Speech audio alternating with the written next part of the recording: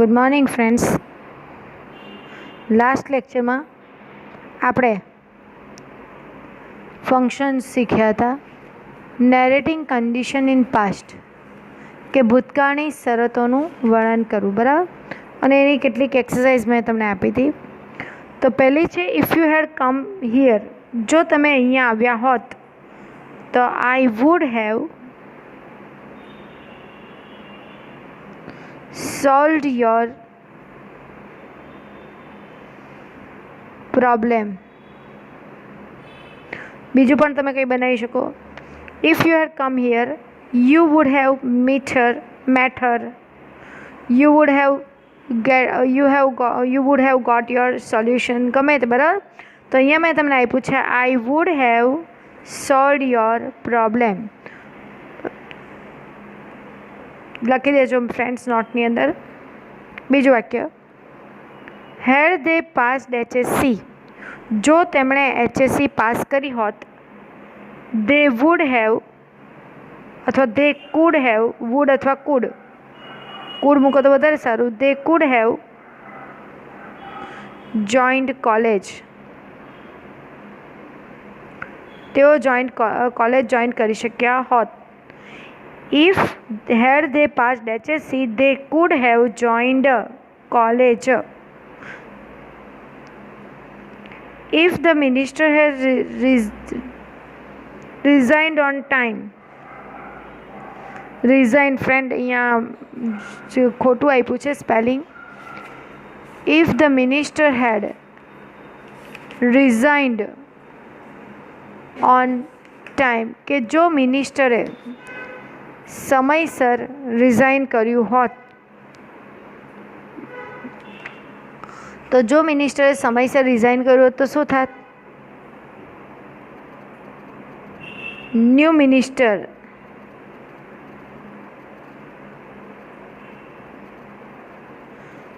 would have been elected.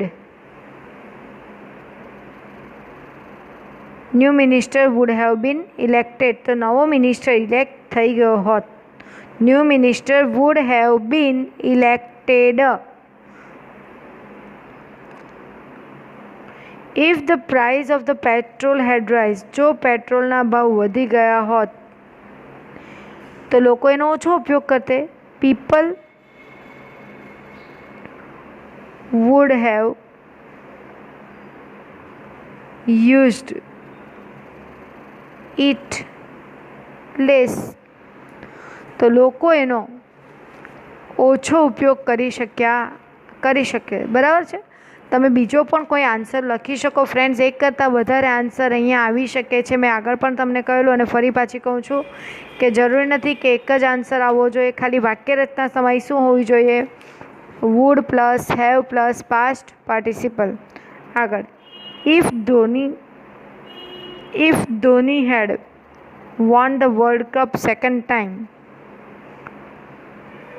જો ધોનીએ second time world cup જીત્યો હોત તો શું થાત? સેકન્ડ ટાઈમ વર્લ્ડ કપ જીત્યો તો વિચારો શું કરી શકો? He would have been captain. He would have been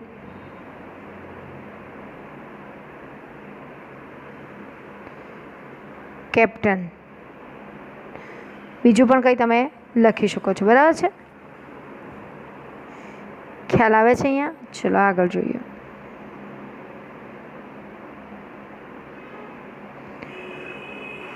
અહીંયા તમને response to the given sentence મેં તમને આપેલું હતું. હેડ યુ સીન ધ તાજરીમાં એ તમે કરાવેલું. Why had you not return my book?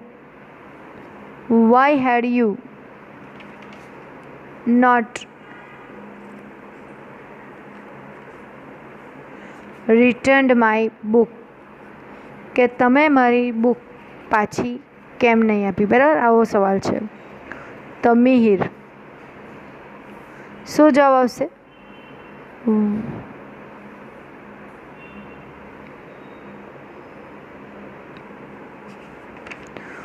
Y have you not return my book, કે તમે મારી બુક પાછી કેમ નથી આપી? તો if I had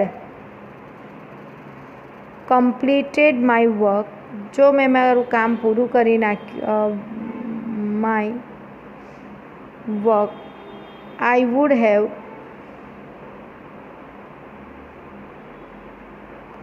returned it. If I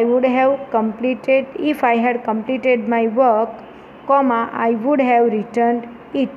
કે જો મેં મારું કામ પૂરું કરી નાખ્યું હોત તો મેં આપી દીધી હોત. અથવા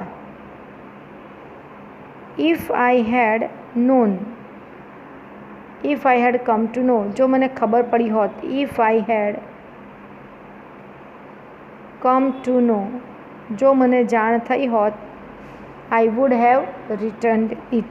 બરાબર. ચલો આગળ. Mister Patil, I was waiting for you there for an hour. હું તમારી ત્યાં કલાકથી રાહ જોતો હતો. If I would have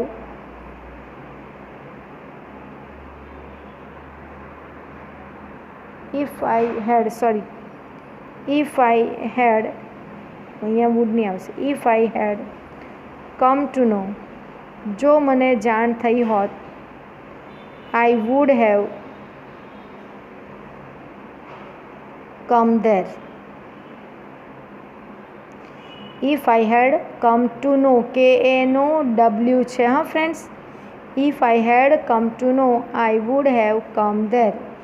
If I had come to know, જો મને ખબર હોત તો હું ત્યાં આવી ગયો હોત. The principal, had you not seen the timetable? શું તમે ટાઈમ ટેબલ ન જોયું હોત? તો the teacher, sir, if I had seen it, જો મેં જોયું હોત. I would have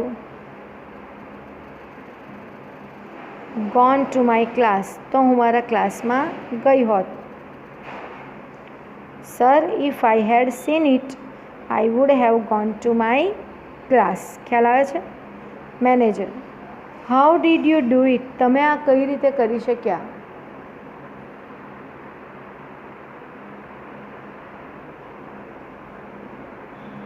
તો if you had not taught me, જો તમે મને શીખવાડ્યું ન હોત, I couldn't have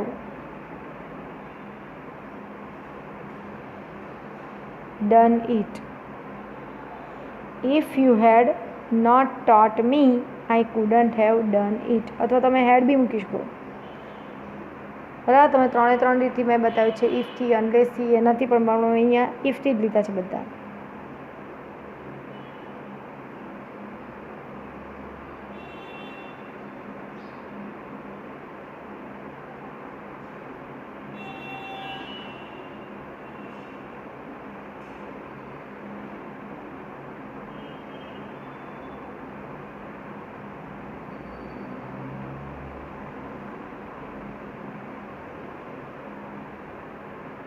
તો ફ્રેન્ડ્સ, અહીંયા તમારા જે એક્સરસાઇઝ આપી હતી એના આન્સર આપ્યા છે, તમારે લખી દેવાના.